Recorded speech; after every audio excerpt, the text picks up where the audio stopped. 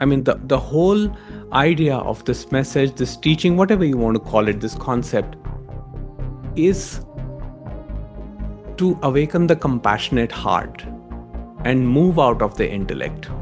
Because intellect is the last hurdle. Now, intellect is wonderful, it is beautiful, it can accomplish amazing things, but it is the last noose. It is the last hurdle towards the compassionate heart. And compassionate heart is what Buddha spoke about. Compassionate heart is the Buddha's middle way. You know, all that the compassionate heart requires is ending of division between you and me. Which means when the separation ends, I understand that all there is consciousness.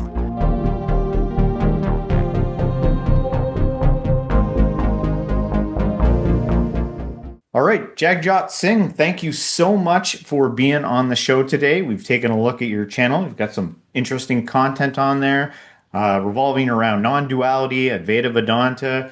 But maybe a place we could begin is kind of with your backstory, how you got into teaching this stuff online, and how you discovered some of the insights that you talk about on your channel.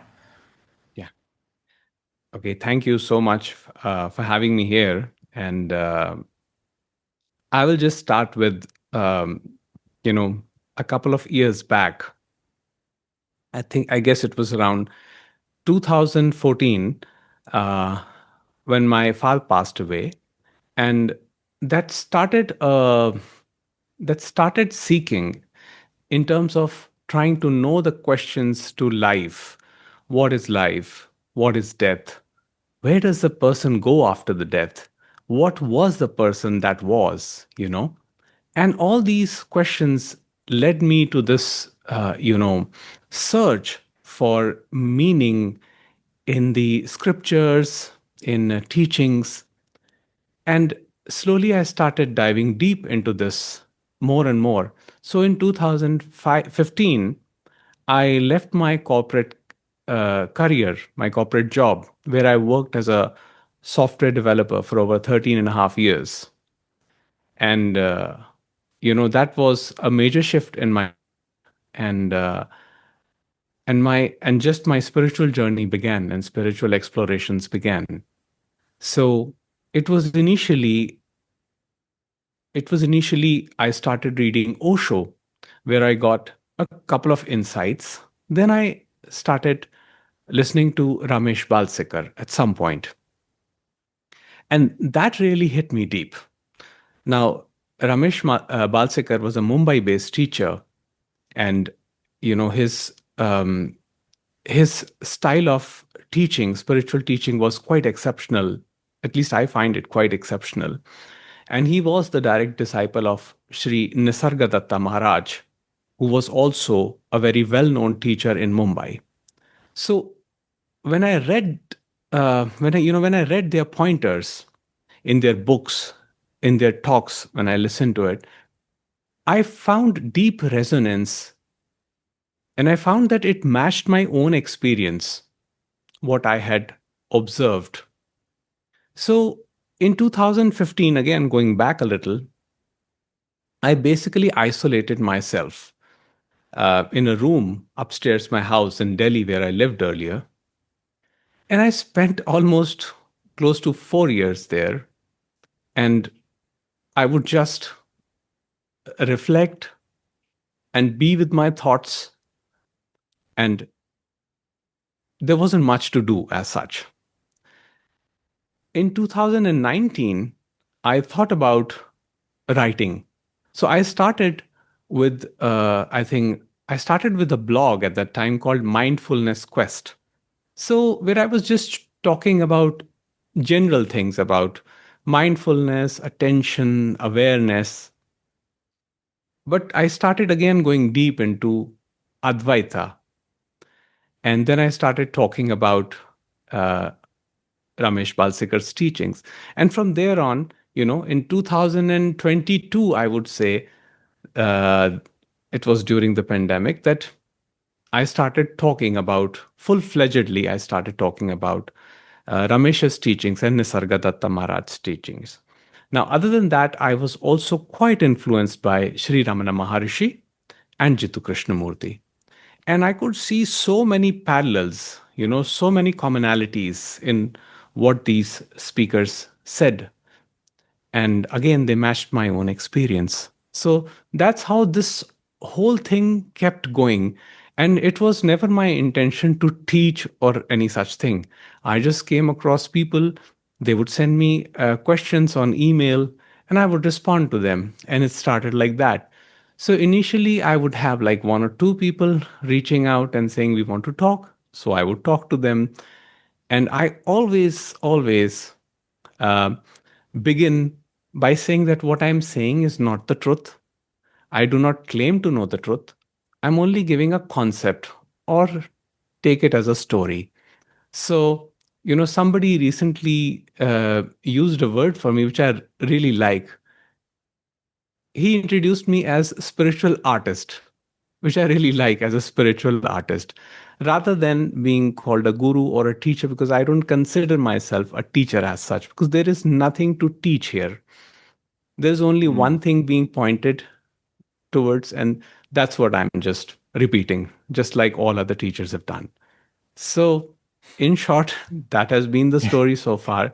And So it's anybody out continuing. there, if you want what this guy's got, lock yourself away for 4 years. I'm just kidding. No, that I At love. your own risk. Yeah. Trigger warning or whatever. Yes. Yeah, no, I love that description, spiritual artist, and it feels like that could fit a lot of people because sometimes the language gets very poetic and stuff like that. And spiritual artist is probably among other names, you know what I mean? Whether you like it or not, like at the end of the day, if you're a guru, that's largely based on other people. Yeah. They're the Yes. ones Yes. calling you that.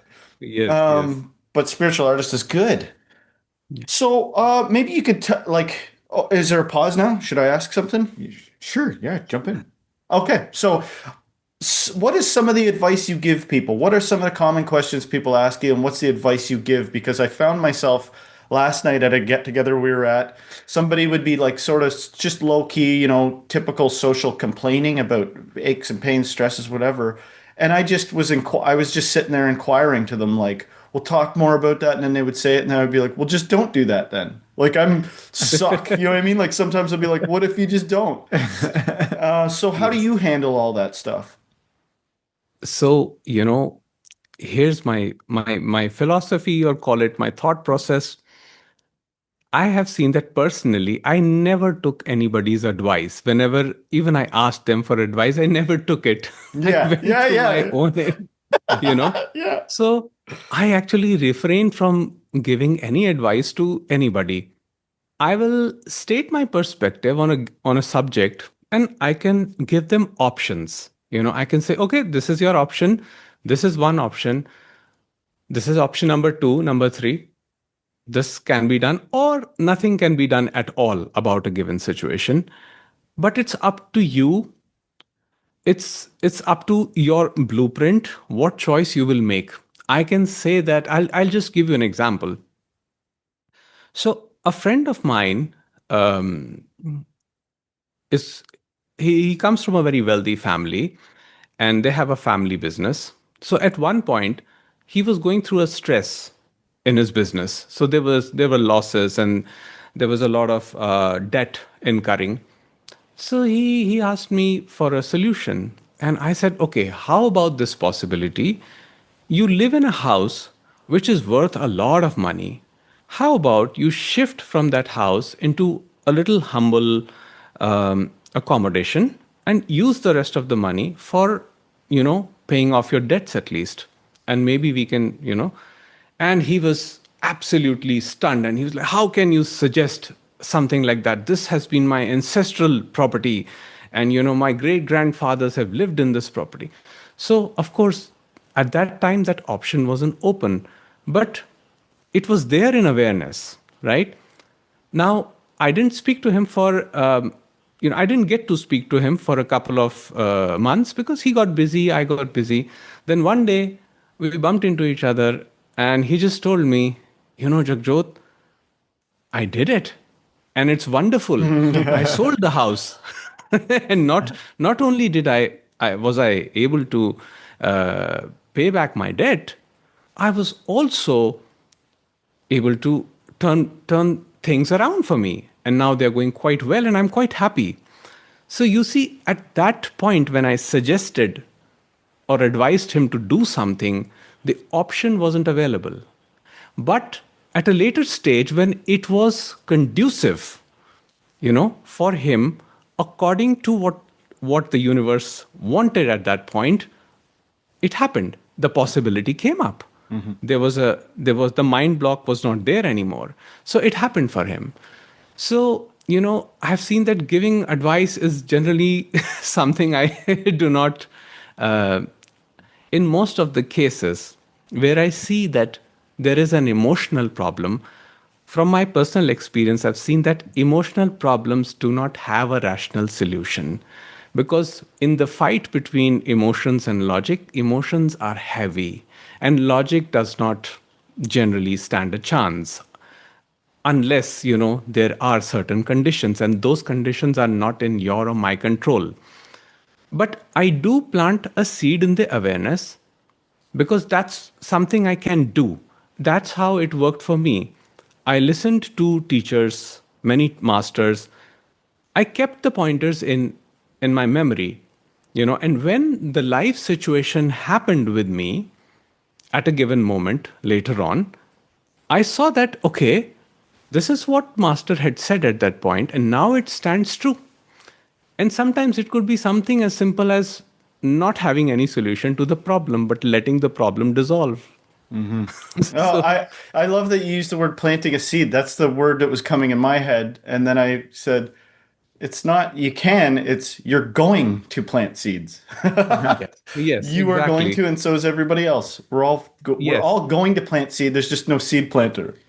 Yeah. yes, There's this exactly, exactly. parallel between kind of like the isolation scenario that you're talking about, and then what most people are doing is the busy, distracted, addicted to thoughts thing. And I'm curious about the middle ground. Is there something that's said? Is there like a defining point or something that you give people, or you've heard other spiritual people give to people before they make that crossover that gives them maybe the bravery or the wisdom or the insight or whatever they're looking for to take that first step to kind of like cross over into what you're talking about?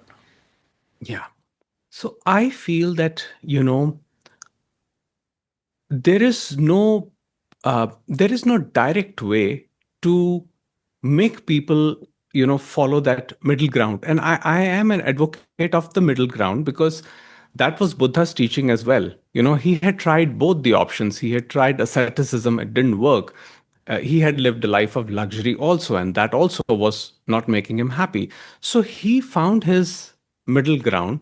And what I tell people is that the only pathway to finding the middle ground, which will be your middle ground based on your circumstances and your particular situation, it Mhm. only comes through acceptance of the cycle of pleasure and pain. It does not come through aversion, through clinging on to either pleasure or trying to avoid pain. And this is what Nisargadatta Maharaj says in his book, I Am That. He says, river of life flows between the banks of pain and pleasure.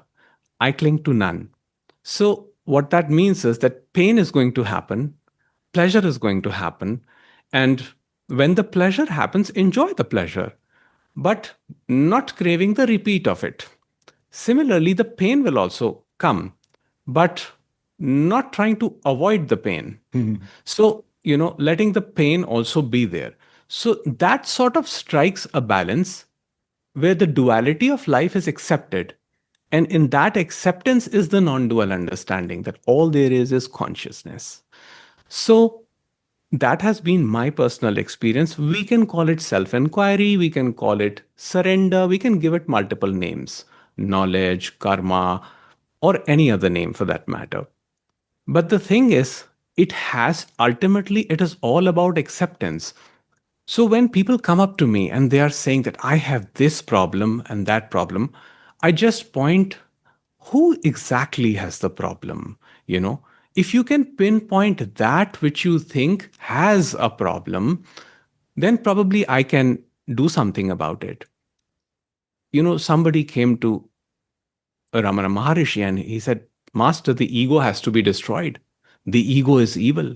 So Ramana Maharishi says, first show me the ego. Where is the ego? If you show me the ego, probably I'll do something about it. you know, Yeah. but so we are starting with the very basics here. Basic is like we try to whenever we come across a theory or a philosophy or psychology or any subject, there is always this sense of individuality. It starts with the subjective experience. It says I have a problem, I need to find a solution, I need a fix. So you know first thing is, when we are completely immersed, quote unquote immersed in the world, and our mind is just flowing outwardly, we always try to find fixes through distraction. So that can be sexual activity or substances, or any form of entertainment here and there, just to avoid the pain of being here, totally here, present here. And that sort of continues as a pattern. But now what happens at some point, you realize that this I, that I thought to be so solid, so permanent, is actually doesn't seem to be that solid, doesn't seem to be that permanent. In fact, in most of our daily activities, if you see, everything is just happening. Only when I think of myself, I am there. Otherwise, I'm not there. It is all happening. So the person comes up, and again the person goes down. And what comes up and what goes down, there has to be a container for it. And that container is, just conceptually, I call it awareness. So the moment that awareness of being, the unconditioned knowing, is there, and there is total immersion in that, then normally there is no problem. There are no issues. There is no seeking of any advices or any methods. Now, again, but saying this, I must also clarify that I'm not against practices, spiritual practices, or yoga or meditation. I do them myself. However, I do say that, you know, the practitioner keeps the practice keeps the practitioner alive. The yoga keeps the yogi alive. Mm-hmm. So the yogi has to die, the practitioner has to die, and that is true samadhi, that is true absorption into what the masters call as the eternal self. There's a parallel in your story of giving that guy advice about his house and the story of the Buddha, where the guy shows up and he's offended by the Buddha, so he spits in the Buddha's face. Do you know this story? And then the next day, the guy because the Buddha doesn't react. The Buddha just smiles at him when he spits in his face. So the guy thinks about it all night, and he comes back the next day, and he goes to beg the Buddha for forgiveness. And the Buddha says, "I don't forgive you because you didn't do anything wrong. You're not the same guy that was." The through line is that it's a detachment from egoic claiming of ownership over a situation. Like, hey man, we're all just doing this thing together. Like, we're all reacting to each other as biological mammals and stuff like that. And if but the illusion, that strong illusion of like a doer, when that's seen through, it seems like that can make you have a more pleasant existence. And I kind of like your video where you talked about helplessness, but clarified it's not like an egoic helplessness. Because I was talking to No. somebody last night and they were talking about how stressed and anxious they were, and I said, like, it is possible for you to not be live in constant stress and anxiety. And they were like, well, wouldn't everybody do, if that was possible, wouldn't everybody do that? Isn't that what everybody wants? And I was saying, no, it's possible. Like, I'm not a master. I don't claim to have permanent, like, sustained, decentralized ego. Like, I get swept up and stuff like that. But it is definitely possible. But just don't make it into an identity and pretend it. Don't go pretending you're more peaceful than you are, because that's a whole thing. Like, oh, it's possible? Then I know what I'll do. I'll craft an ego that is calm all the time. It's like that's another that's another Exactly. identification, right? Maybe you could talk about that a little bit. Exactly. Now, you see, uh, someone like Nisargadatta Maharaj had a short fuse. He was known to have a temper, you know. So, and even if you go back and study the sages and the rishis, they all had temper, they all had anger, but there is a difference, you know. The anger was momentary for us. The anger is momentary for a sage.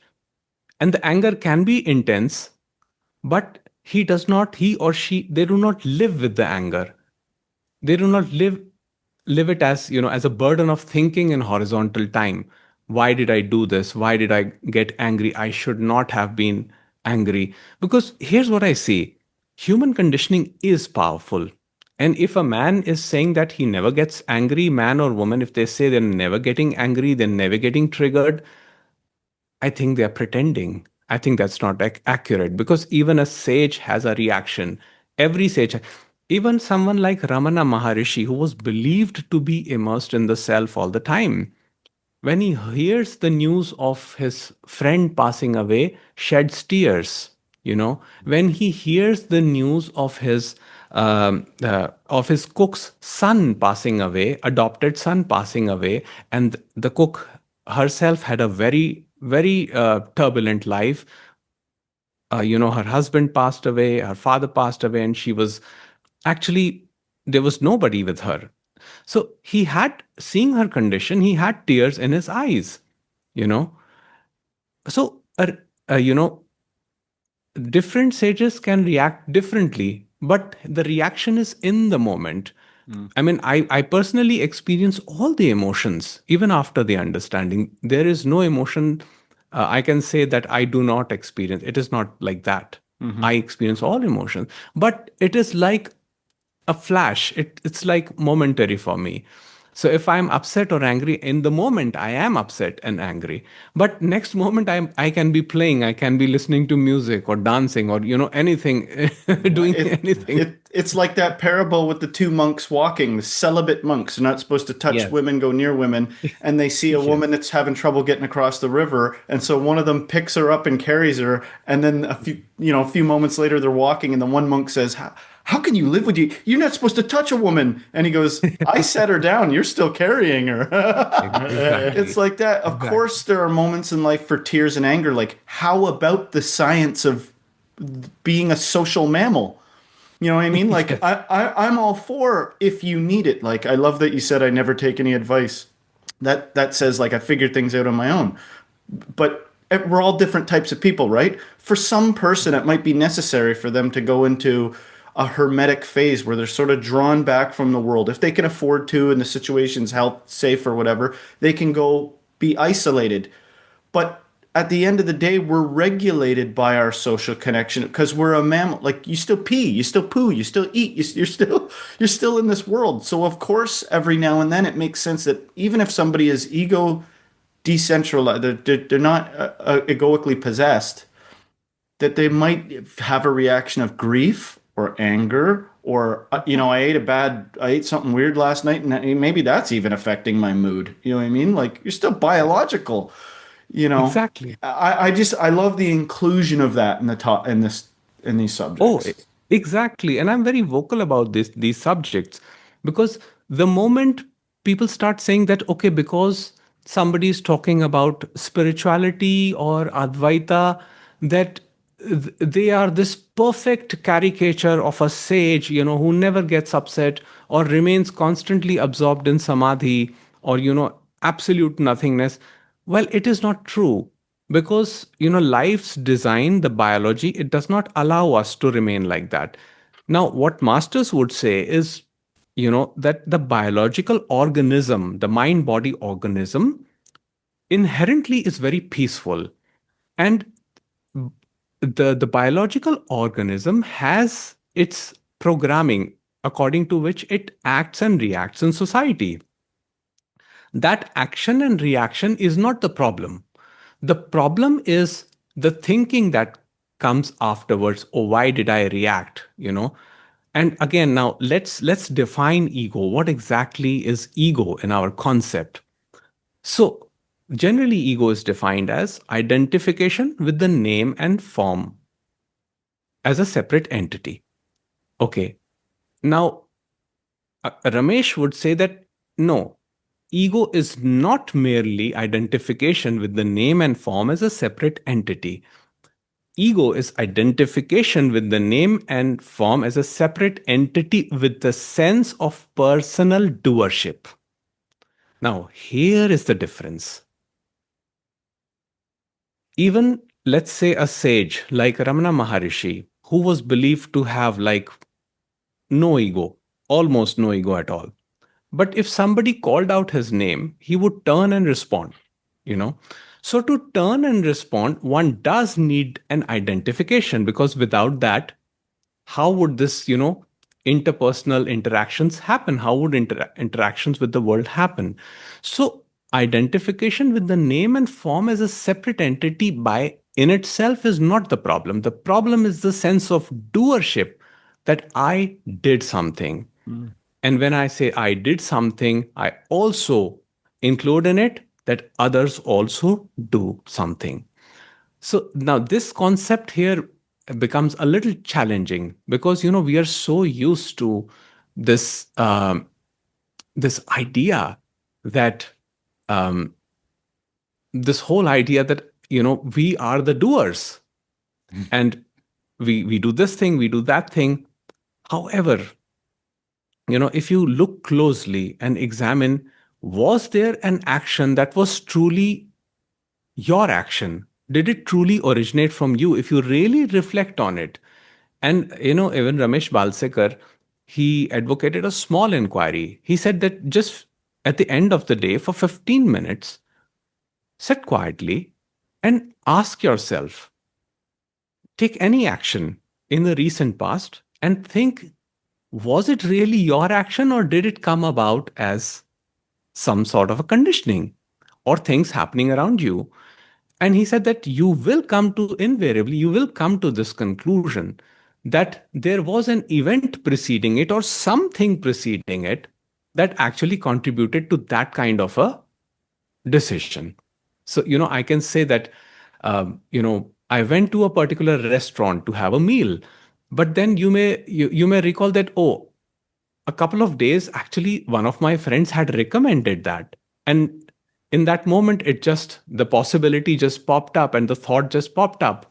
But did I create the thought, or the thought popped up in awareness? There is much difference. Yeah. When I say I create the thought, there is pride with it. There is an association with it, that I create the thought. Now, if I create the thought, okay, if I say that I wrote this book, I made this movie, I made this art, then I create arrogance with it. There Yeah. is likely, arrogance is likely, because, if it's a success, if it's a failure, then there is shame and guilt. I failed, I should have done better. And our life is usually caught up in this whole doership paradigm for the most part, because we keep evaluating. It keeps are stuck either in the dead past or into an imaginary future, Mm. right?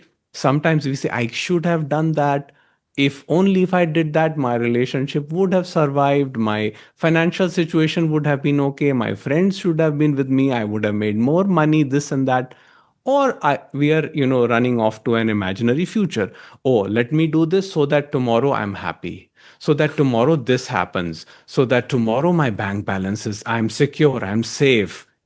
So all the notion of security, safety, it is just, swinging us from this end of the pendulum to this end. Repeated, But repeated yeah, statements of I succeeded, I did exactly. this versus I Yeah, failed. I repeat, yeah, and we know that that's got a hypnotic effect. The self-referencing, repeating of things exactly. solidifies that illusion of an ego.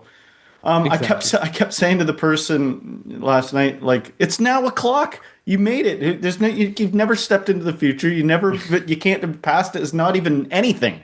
It's now. You made it. You're complete. You're here. Pull your head out of the water and see that come out of the dream. You know what I mean? Like it's because it's fun for me to just talk that way. I might be half talking to myself, talking to them. Um, Yeah. uh, yeah. I had something else to say when you were talking too that came to mind that I thought might be an interesting direction. Well, I'm curious about, I'm always curious when we're talking with spiritual teachers and stuff like that about how they connect with the current day world, how they see things going on, because we're living in such a interesting time. It's this Yes. now time that we're talking about is a wild time in the world. Do you have any thoughts or anything that comes to mind? Are you really passionate about anything that's going on in the world right now? Like if we just did, if we could just do this, maybe it would look a little bit different. Or Hmm.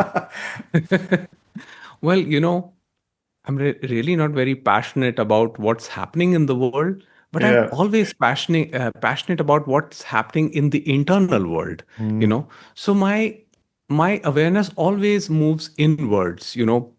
Uh, and yes, of course, I mean things on. So here's the thing: I don't watch news. Okay, and Probably if there is better off something for it. yes, I don't watch news. I like to watch old movies sometimes, just, drift off to fantasy. I enjoy that sometimes. Mm. But listening to songs, of course, old songs, classics, but news I do not watch because I believe anything that's important will always come to me through this channel or that channel. I mean, either a friend will inform me or some relative will inform me that this is happening. Now, of course, I see them when it is happening. They're like, oh my God, this is either doomed situation or this is going to change the world. I see. And I have lived in the technology space myself. So I have seen it firsthand, when like a decade back, we used to be so, excited about new technology. And we said, one day this will happen. All the code will be written like this. And, we will have absolute imagination. And it was all beautiful, to think like that at that time. Yeah.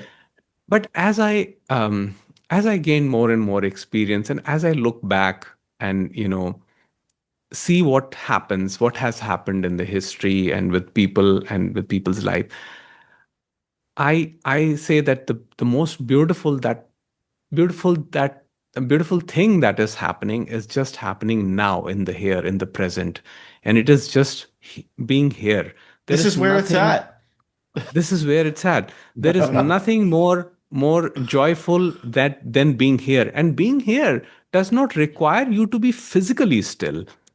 Being here simply means just being here. Whether the body is moving or still or doing this or that does not make any difference. They're gonna come find you. They're gonna find you in your piece, and they're gonna go, "How could you? If the whole world was like you, things would be a mess, and you should care." And your Yeah. response is, "You should keep trying to get me to care." My response would be, well, from what I see, it is already in mess. Yeah, no, I Because know, but because you'll go, if you were like me, yeah, you wouldn't be warring. So actually true. I see that you're full of piss and vinegar, and I see that you're full of karma and blessings. Go and try to recruit me, because I can't say anything Exactly. about it anyway. You're by your nature. But the You truth know, is, like everybody here's been in their 20s already. I already was recruited by the government. I already was recruited by the narrative. You know what I mean?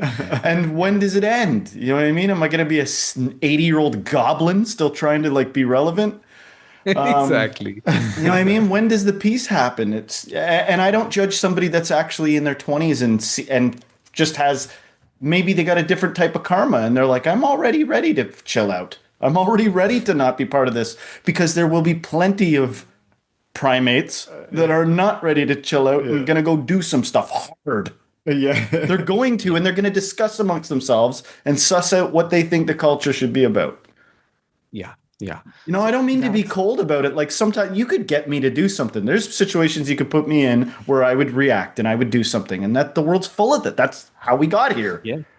You Yes, know? yes. Of course, here's what I say. Like, our idea about freedom is completely misconstrued. Freedom is not about, being able to do what you want, like technically the you that wants to do things. That is not freedom. you know Most of the time we we make decisions in our younger years that we regret later on. And Yeah. and Yeah. I see it as a part of learning. And I think the role of suffering here, suffering, which is again a little misunderstood word, because it is seen as something which should be avoided, which is undesirable. But I see suffering as a great pointer towards deeper understanding. Now, it doesn't mean you have to put yourself in difficult situations or danger. What it simply means is when you face hardships in life, at every point you come across come across two things only, that either you can do something about a situation or you cannot do something about a situation. So there would be a lot of talk about fatalism, in Advaita circles. And even Ramesh Balsekar was also asked this question, but doesn't it lead to fatalism?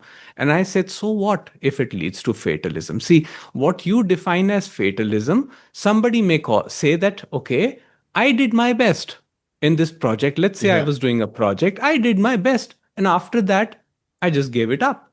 So, either you can say that, or from another perspective, you can say, oh, you're a fatalist. You didn't you Hmm. could have, you should have. Mm. So again, the idea is that this is all disrupting the peace.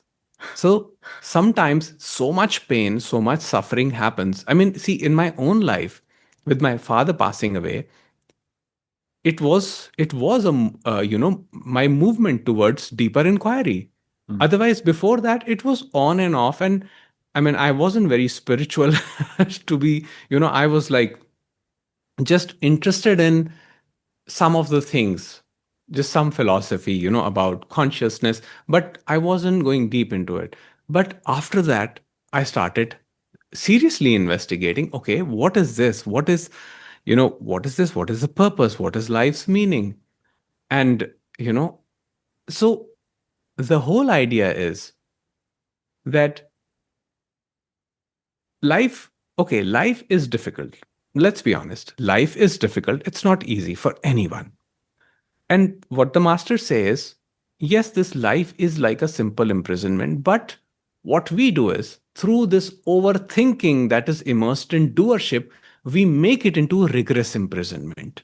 Yeah. So, we just live with this never ending dialogue in our mind, this never ending war, this cognitive dissonance between two parts of us, which says, I could have done, I should have done. And the other one says, what's the point?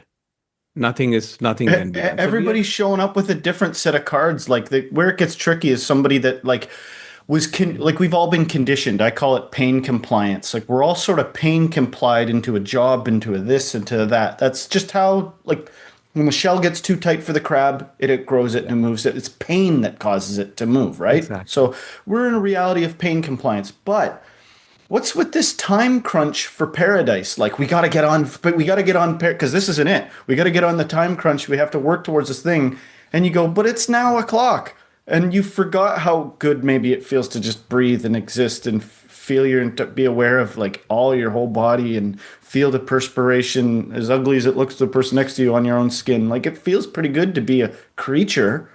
What's with this rush towards this paradise through substance and distraction, all these things? You're being possessed by an idea of something rather than the averse side of it, which is a state of recognizing, a state of seeing and recognizing. But I say that with a caveat because some people are so conditioned, like I see you mentioned there's things that you make, mistakes you make. Like there's a way of looking at karma where you go, thank God for karma. Like thank God for reminders of my bad mistakes. If you take pride out of the equation, cause and effect becomes something where you go, of course, thank goodness there's cause and effect because it keeps this thing in balance, in harmony. But the truth is, there's even things about me, no matter, like it doesn't, I've got a nervous system. I inherited biology. I inherited a certain baseline amount of anxiety and a certain baseline amount of all these things. Just take the ego out of it. And all of a sudden they become sensations and not the end of the world. And yeah, you're gonna look like a fool. I crown myself Lord Cringe because I say the cringiest I don't know anybody that says cringier shit than me. You know what I mean? But that's how it is. I was formed into this by my family and my friends and everything. Exactly. TV. It made me the thing that's talking. Exactly. You know? Exactly. Exactly. So this is the whole point. I was never in control of anything. I Yes. wasn't in control of where I was born, which culture, which country, which geographical location, what was my parents' financial state. None of these factors were in my None of it. control. Where I was born, that was just a start. And after that, which schooling I went, what type of interactions I had in schooling, was I bullied, was I experienced other types of abuse. And after that, how was my exposure with my colleagues as I grew up, what kind of company I had. So here's the thing.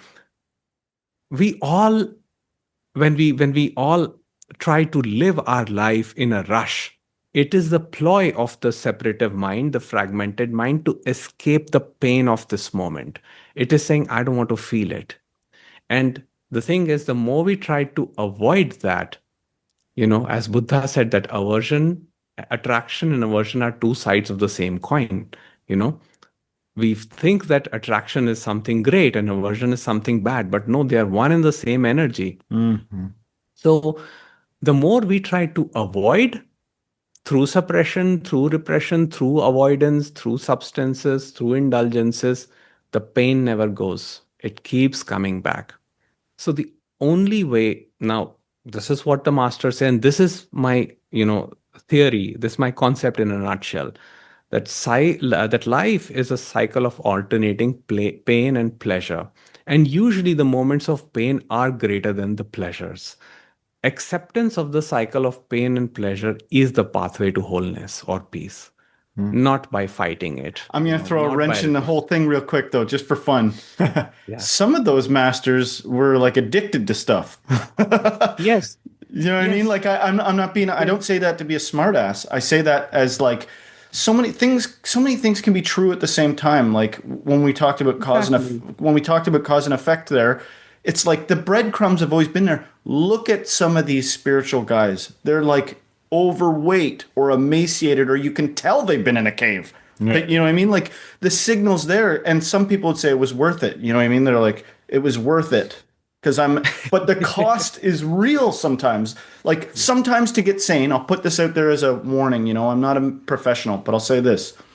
Sometimes the cost to have a breakthrough awakening might be to separate yourself. You're a social creature, and we get endorphin. I don't know what the chemicals are, but I get the sense that we need each other. But sometimes you ain't gonna get that insight unless Yeah. you take yourself out of the equation, which will have a cost. You might like, Yes. I don't know what bro didn't go to the gym anymore. Bro's like a pile of flop now. You know what I mean? Like, yeah, but you're in hell. You're a beautiful specimen that's in a living hell. You know what I mean? Yes. It's cost Yes. analysis, right? Yes, of course, of course. Nisargadatta Maharaj had smoking addiction, and Yeah. there were other teachers, who would eat certain substances and take certain even basic food items sometimes. And yes, they also paid the cost for it. But here's the thing, this is what I feel. Anybody who's forwarding this caricature that they have no addictions and the life is perfect, I would be skeptical, because the human conditioning does not allow us to do that. And as we discussed earlier, nobody wants to be an addict. It's just that, or we can say that, oh, they didn't have willpower enough, they didn't do enough work, or this and that. However, can we say that we have taken every variable into account? Can Yeah. we say that we know everything about that person? No, we can't. We cannot.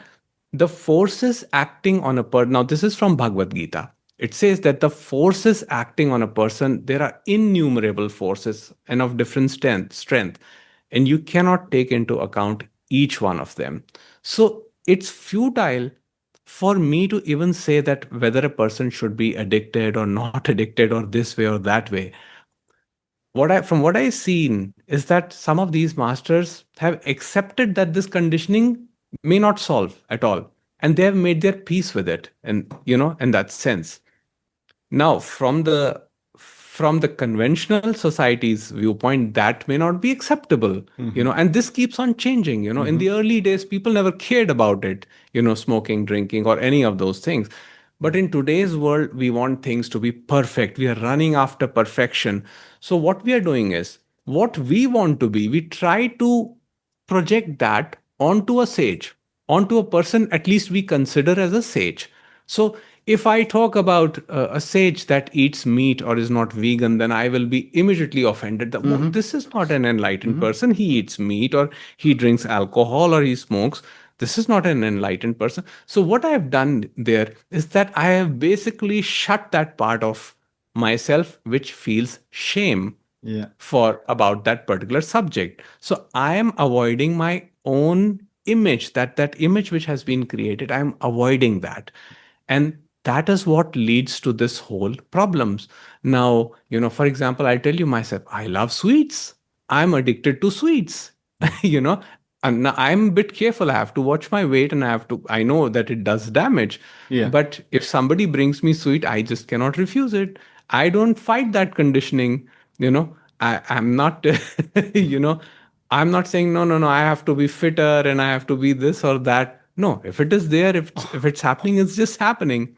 But that said, Almost as if people have spent billions of dollars to try to convince you sweets are almost as if you've had a whole lifetime of advertising. Oh, go figure! I'm addicted to some things. James wants to say exactly, something.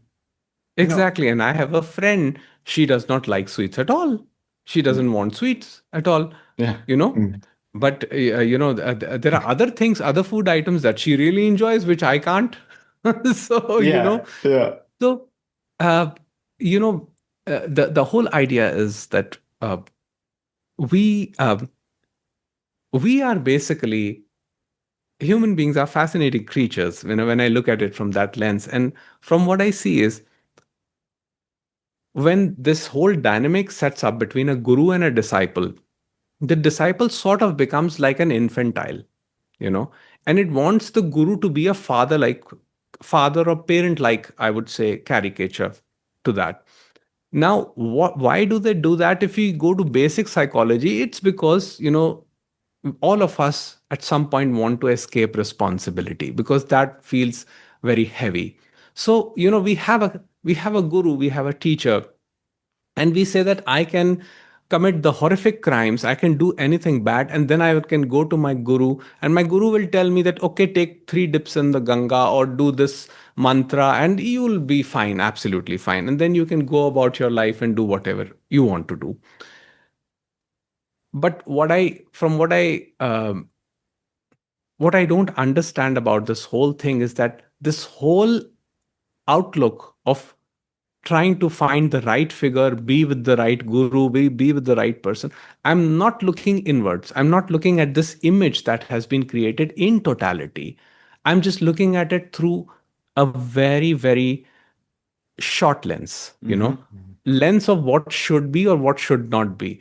And all those ideas have come from my past conditioning.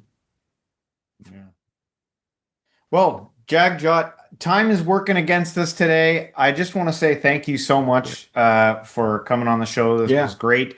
One thing we like to do with our guests is kind of give them the last say. So if you have one overarching message that you want to get out there to everyone who's watching today, I'll leave the floor with you. And then maybe after you're done sharing, you can let our audience know where they can find you, what you got going on, and all that good stuff. Yeah. So my I would say final message to, I mean, the whole idea of this message, this teaching, whatever you want to call it, this concept is to awaken the compassionate heart and move out of the intellect.